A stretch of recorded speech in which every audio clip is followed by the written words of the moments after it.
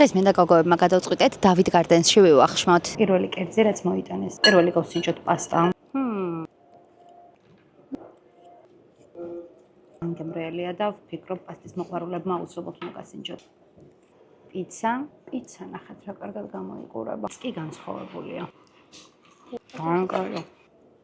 მეორე კერძი რასაც გავსინჯავ.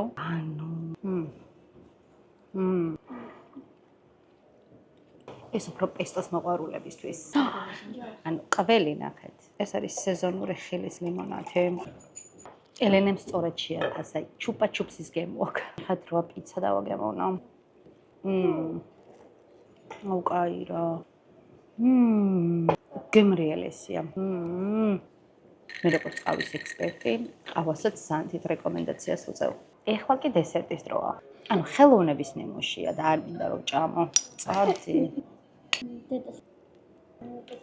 კრემი ძალიან გემრიელია და ბისკვიტი აქვს ცოტა ფხვიერი და საბოლოო ჯამში ძალიან კაი კომბინაცია.